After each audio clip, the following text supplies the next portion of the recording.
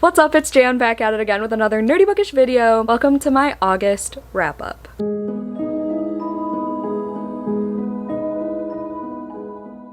Alright, here we go again with another round of reread, rewrite, burn method of my wrap-ups. You know how they go if you've been here before. I've been doing it for over 4 years now. You get the drill. But first, we start with a recap as always. August was an alright reading month. I was fighting for my life to hit 20 books because I really just wanted that satisfaction because I really thought it was going to be a great reading month because of Full Moon Readathon. Thank you to everyone who participated, by the way. Hopefully I get that up before this. Regardless, if it's up, it'll be linked down below. If it's not, stay tuned. Okay, I don't know what's going on with my own life because that would be normal. If you don't know what the reread, rewrite, burn method is, it's me putting every title that I read in the month of August on little slips of paper, putting them in this handy dandy skull, pulling 3 at a time, and saying whether I would hypothetically reread, rewrite, or burn the book. So it's like fuck, marry, kill, but make it bookish. Okay? So in August, I read 20 books. I read 5,914 pages, and I left a lot on my TBR. Out of 1, 2, 3, 7, 12, I only read exactly half. So I left 6 on my TBR. I was not good at sticking to my TBR in August because I feel like readathons are really good at making me stray from my TBR like more than usual because I'm trying to hit all the prompts and I don't necessarily make my monthly TBR revolve around readathons the way I used to. We're just gonna deal with half a monthly TBR done. It's fine. I still fully intend on reading the books that I put on my monthly TBRs, just didn't get to them, okay? Of those 20, 6 were physical, 6 were immersive, 5 were digital, and only 2 were audiobooks. Immersive is audiobooks and physical, if you didn't know. I read nothing off of my 2025 TBR. My best book of the month, I actually don't have physically. I listened to an ALC. Yeah, my best book of the month was an audiobook. Isn't that wild? I do want to get a physical copy of it. Open Wide by Jessica Gross. Oh my god, this book took me by surprise like no other. It took obsession to another level. It took I want to be inside your skin codependency to another level. I loved it so much. It got so unhinged so quickly, but not from the start. Like it started slow and it started like just your classic obsession story where she's doing, you know, something not too unique, and then it gets unique. Like you think this is why she's creepy, but then she gets more unhinged as it goes on, and the ending was perfect. If you like weird lit fic books with a splash of like unhinged horror elements,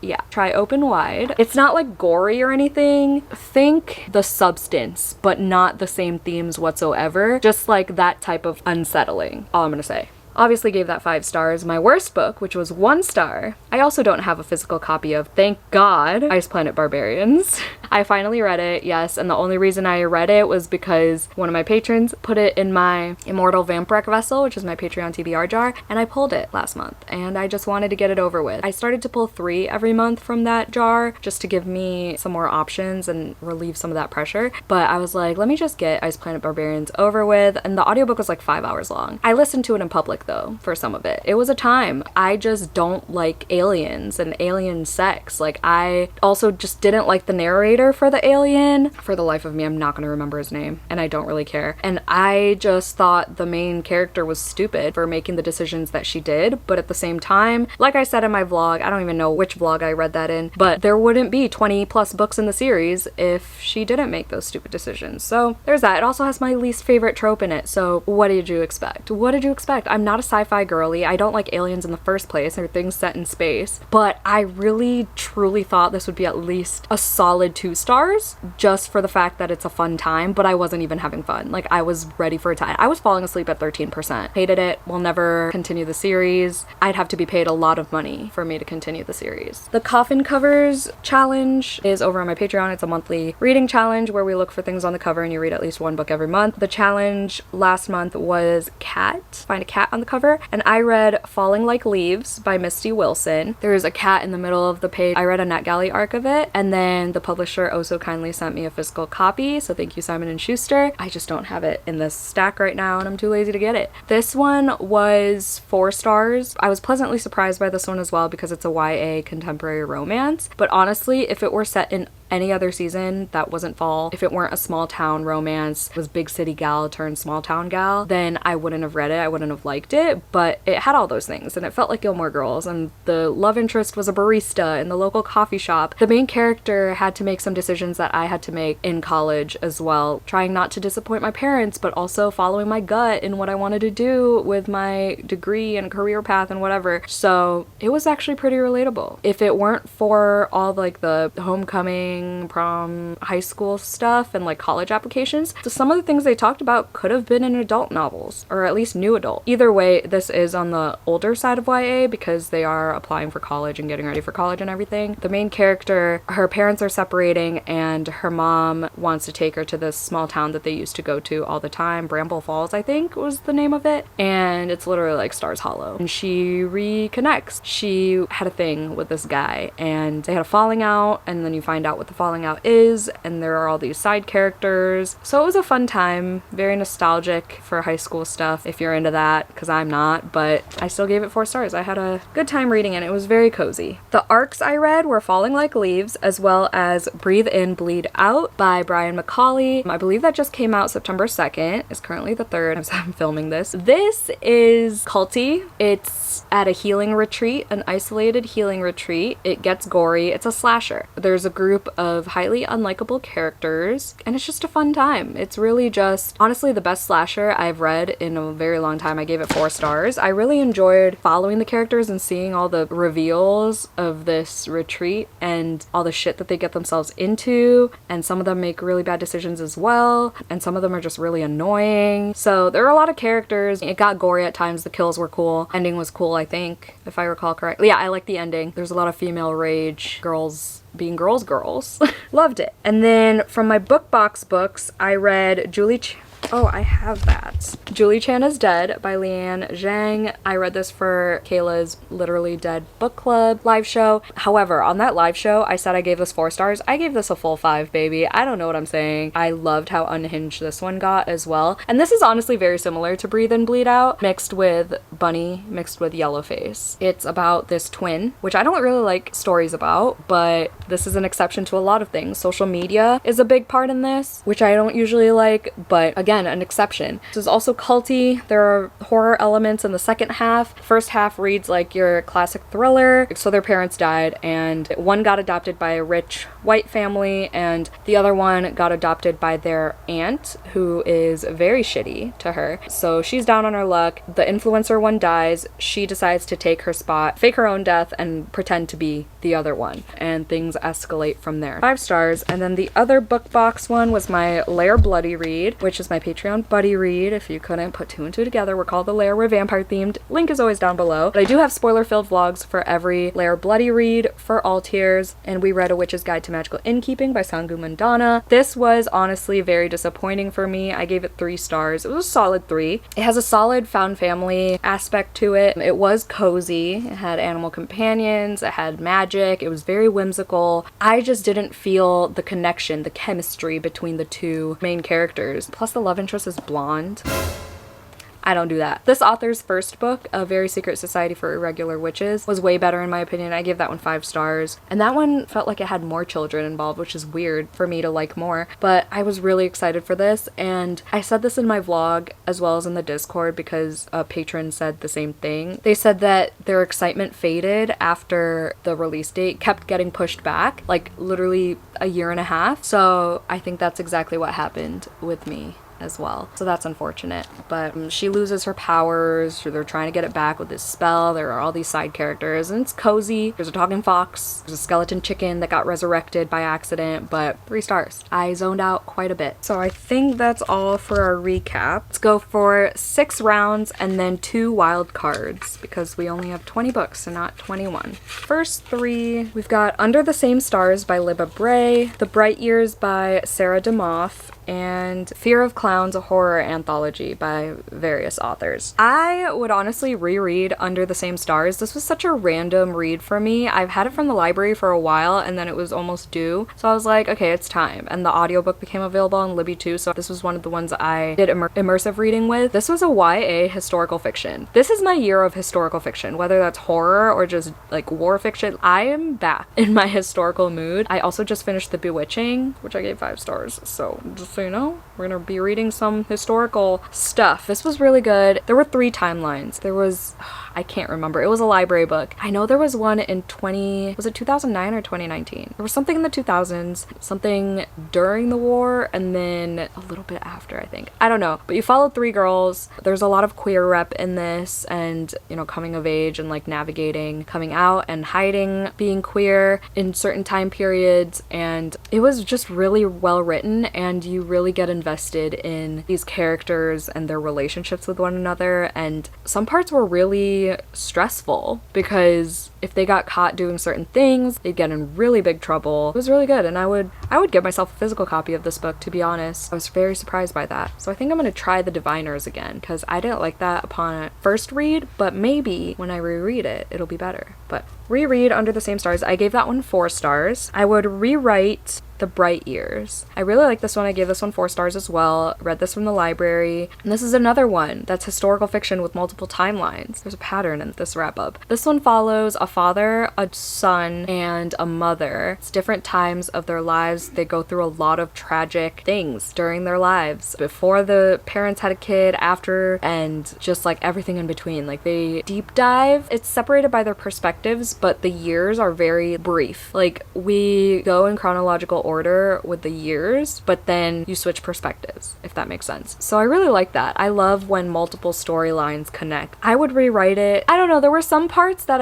you know what? I would make it a little longer. I feel like this was too short for what it was trying to do. I wanted to get to know the characters on a deeper level. I was like just barely there, invested enough to care. You know what I mean? Like I feel like if each year was a little bit longer and you really felt all those emotions and got to know them and their personalities, what makes them tick and what makes them feel joy, it would have just like honed in that reading experience for me to make it more emotional. I feel like I could have cried reading this book multiple times, but by the time I felt tears forming within me, it was the next year or the next perspective. So I would just make it longer, honestly, which I rarely say for books. And then Fear of Clown, look how creepy. Although I did like many of these stories and I thought each clown story was very unique, I gave this 4 stars. I would burn this in this scenario because there were some that were like 2-star stories, just ones I didn't really care for, ones I thought were too long, and then the ones that I really loved felt too short. But there were some really good ones, and there were some authors that I really love, like Erin Beauregard, Rachel Harrison, Duncan Ralston, V. Castro, and there are some that I read from before but I didn't really like, but I liked their story in this anthology. So it was a good mix. I'm not unhauling it or anything because Joey bought this for me, and I also liked it, and I would reread some of these because they were creepy. Clowns are creepy. And like I said, they're very unique. It didn't feel like the same story over and over. I did notice that the word grease paint was used in like every story. I never heard of clown paint, like face paint, called that, so it was interesting to see it an infinite number of times in this anthology. But let's just move on to the next 3. Okay, we've got Everyone in This Room Will Someday Be Dead by Emily Austen, A Witch's Guide to Magical Innkeeping by Sangu Mandana. We'll just have the longest titles ever. Oh, and then we have The Edens, a legacy, like a short story. Okay, I would reread Everyone in This Room Will Someday Be Dead because I gave this 5 stars. I loved it. It made me laugh so much. So our main character is Gilda, and she's a lesbian and an atheist who finds herself taking a receptionist job or something like that at a Catholic church. Just that premise alone is so ironic, so funny. And then the character herself is so funny, like made me laugh out loud by myself in my car during my lunch break type shit. I tabbed and highlighted everywhere in this, and it was really quick because everything was really spaced out. The dry humor was great. She's very like cynical as well. She just constantly thinks about death a lot. She's very self-aware. I love being in her head. This is probably one of my favorite characters' brains that I've ever like been in. So would definitely reread this. Would rewrite Witch's Guide to Magical Innkeeping. No, you know what? I would rewrite The Edens to make it a full-blown novel because I would have loved to get to know those characters more. I gave that 4 stars, but if it were a full novel, I love that series, the Devney Perry Eden series, and this was a short story on Kindle that I read. Yeah, if that were a full novel, Devney Perry, let's make it a full novel. I forgot, was that Second Chance? I think that was a Second Chance one, and that makes sense why I would want it to be longer. And then I'd just burn A Witch's Guide to Magical Innkeeping. However, I do want to give it a second fair chance. I feel like I did zone out quite a bit because I just wasn't invested. I wasn't into it. I honestly thought one of the adults was a child for like half of the book, and I was like, wow, I'm really not engaged in this story. But I think the sapphic romance in this is really cute, and like the chronic pain and like disability rep was really good in this, so I would give it another try, honestly, because I did laugh at some parts. Like, I love the fox. Clemmy the fox, favorite character. All right, next 3. We have Night Watcher by, what's her name, Daphne Wollstonecraft, Breathe and Bleed Out by Brian McCauley, and The Seance Tea Party. It was a graphic novel from the library. It was super cute. I gave it 4 stars, I think. Yeah. However, I think I would burn that one because there are other cute witchy graphic novels out there, but this did make me feel things.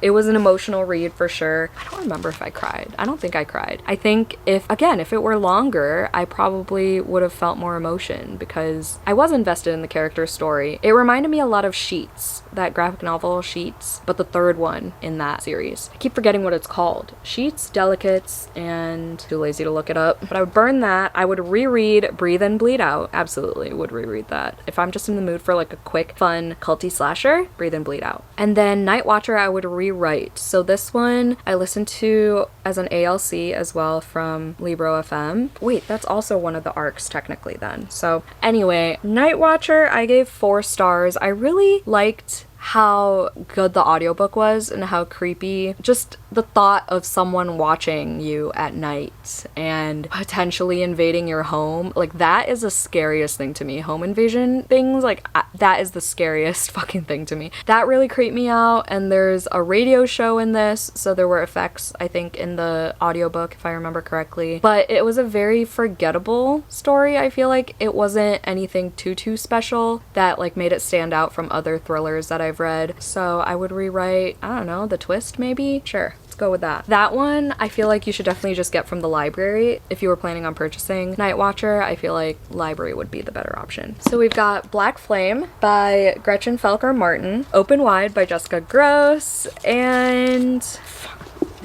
Thursday Murder Club by Richard Osman. Burn this. This was my full moon book club pick, so I will link the spoiler-filled vlog down below. I gave this 2 stars. I like the premise. I like the idea of the elderly people at a nursing home forming a club to solve murders and investigate and blah blah blah blah blah. But Vera Wong did it better. All I'm gonna say is Vera Wong did it better. I do still want to watch the adaptation just to see if it's better than this. I don't think I'm gonna continue with the series. Every time I see this, I have a bad taste in my mouth, but I'm gonna keep it because Erin, my girl Erin, gifted it to me and it's one of her favorite books of the year. So I did appreciate the short chapters quite a bit. Maybe if I were in the cozy mystery mood and want to continue a series I started and was craving the short chapters, just need that quick reading experience, maybe I'll pick up the sequel, because I did hear it gets better. Heard it gets really emotional. I've heard about the fox. Spoiled myself, okay, but it just was not for me for some reason. It was so hard for me to get through this, but I'll have my vlog linked down below. Would reread Open Wide, obviously. Favorite book of the month. I think she only has one other book, Hysteria, which is on my September TBR, so I'm so excited to buddy read that with my friend Tiffany, because Tiffany actually read Open Wide as well, like after me, and I was like, oh my god, give me a play-by-play, and she actually like sent me videos of her reactions to the ending. It's just like comical. Like it's so weird, it's comical. So I love that. And then Black Flame I would rewrite. I honestly don't remember anything about this book other than there's like a haunted film thing. It kind of felt like horror movie, I think. Honestly, I would try to reread this because I need this book to stay on my shelves forever and ever, amen, because this is one of my favorite covers of 2025 for sure. This just came out, I believe, in August, and it's Torn Nightfire, so I feel like I could give this 1 more star if I read it 1 more time. I mean, it's short, so one of these days I would reread it, but I gave this one 3 stars. It was very average. I feel like that was also kind of generous for my reading experience with it because, ew, I just read Prolapsed Uterus Hanging Between Bloody Legs. What the book. Yeah, I would try to reread this because it was my first book in the full moon readathon, so maybe I just like wasn't fully in it. I was just in like readathon mode, like get through it type thing, you know? But it says a cursed film, a haunted past, a deadly secret. Sorry if you can hear those freaking cicadas. I think there are some pretty intense triggering scenes, so check content warnings for this one, if I recall correctly. I might be getting it mixed up with something else, but my window's open. I can't be bothered to close it. Sorry, we're almost done. We've got Winging It With You by Chip Pons. This was my IRL book club pick. I've been going to an in-person book club at one of my local romance bookstores, and it's been so fun so far because this is a store that I went to the grand opening for in May, and I've just felt so connected to the store, the owner, the bookseller. Like, they're just so fun. So it's been nice to put myself out there and actually go to an in-person book club. I never thought I would do that, but one of my goals this year was to be more involved in the local book community, like in person. So I'm glad I found this store. And these people. Falling Like Leaves by Misty Wilson, and oof, all romances? Long Shot by Kennedy Ryan. This is going to be in a vlog coming soon. This is in a vlog that I am not done filming yet. I still have 2 more books to read for it, so stay tuned for that. But I will tell you that I gave this one 5 stars, I gave Winging It With You 4 stars, and I gave Falling Like Leaves 4 stars. So I would reread Long Shot. This was so emotional. I teared up so many times reading this. This is very triggering on so many levels from several angles, so definitely be careful with this one. It's hard for me to recommend this because it's one of the toughest romances I've ever had to read. There's on-page domestic abuse, there's on-page SA, it's just a lot. It's very, very heavy. However, the romance is so tender, it makes it so worth it. So yeah, Kennedy Ryan has some magical talent, I swear. I bought the rest of the series after reading this. I would rewrite Falling Like Leaves and make it adult. Honestly, I love that book, but I would make it adult. And then maybe we could have gotten some steamy scenes and more mature themes, and like high school and all that shit wouldn't be there. But like I said, I really appreciated the relatability of figuring out what you were gonna do after high school and struggling with the fact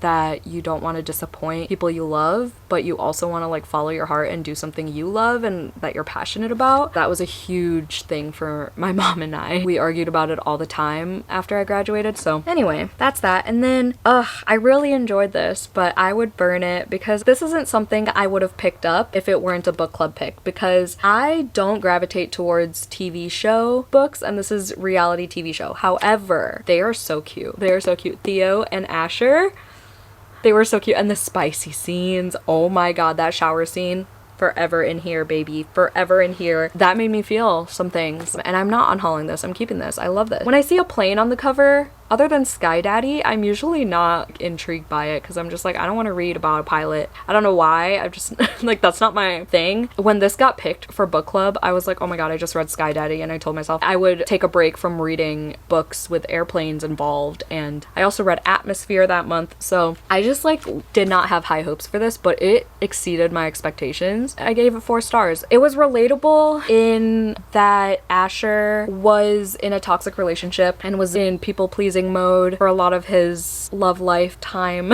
And then he was trying to unlearn those things when Theo came into his life, and it's fake dating as well, so that's always fun. But again, that's not a trope, that's a buzzword for me. So if it were on my own volition, I probably would never have picked this up, but I'm really glad I did. However, in this scenario, I would burn it because I love my cozy autumnal books, and I love my toxic, heavy, emotional romances as well. Highly recommend. I haven't seen too many people picking this up. Next 3. This is the last 3, and then we have the 2 wild cards. So we pulled Reception by Kenzie Jennings, Ice Planet Barbarians, Love and Other Killers by Bryn Weaver. Ice Planet Barbarians is by Ruby Dixon, question mark? I don't know, but I'm burning it. Sorry, not sorry. I would reread Reception because I feel like it took me way too long to read this all the way through. I took a long break between the first half and the second half. Not even the first half, like the first 50, 70 pages, 40 pages maybe, I don't know. And then a couple chapters before it started getting good is when I stopped, and it got gory. I love this. This is a cannibal wedding situation, and it felt like the movie Ready or Not, just because of like the wedding and the crazy family. But the writing wasn't my favorite, but it got gory and it was action-packed in the second half, and it was fun.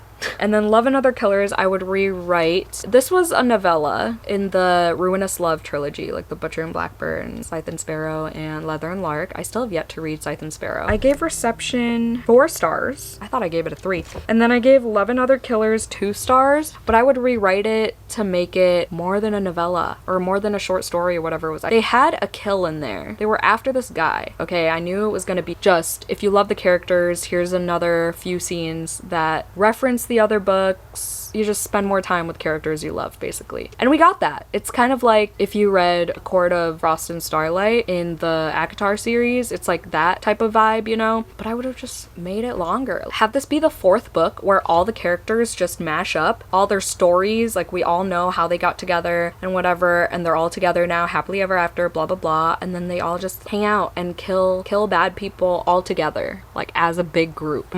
For 350 pages. Bryn Weaver, get on it. And then the wild cards are Julie Chan is Dead, and then Best of Luck by Jason Mott, which is one of those creature feature collection Amazon original stories that are on Kindle Unlimited. I would burn that. I gave that 2 stars. That was the very last book I read. I was like, let me just get a shorty patorti out of the way to hit 20 books. And I am en route to finishing all of those creature feature books. I'm almost done, I think. I think I've read half of them so far. So I was like, yeah, one more. And then Julie Chan is Dead, obviously I would reread. Gave it 5 stars. It would probably be years and years before I reread this because it's a memorable one, but I just love the social commentary in this about social media. I love that it's by an Asian author and it talks about social media being inherently unequal, whether it's like accessibility, race, etc, etc. Yeah, I really appreciated that. But then also the unhinged stuff and like how bloody it got at the end. It was whack for sure. And like you really don't expect it because I went into this thinking it was just a mystery thriller about twins and social media. But no, I didn't even know there was going to be like the second half of it. But I knew that it was compared to Bunny meets Yellowface. So I was expecting some sort of cultiness, but that was like something else. Highly recommend if you're even thinking about picking it up. Definitely do so because it's a good one. That's everything. Let me know your thoughts on any of these books. If you agree, disagree, let me know in the comments. But be nice.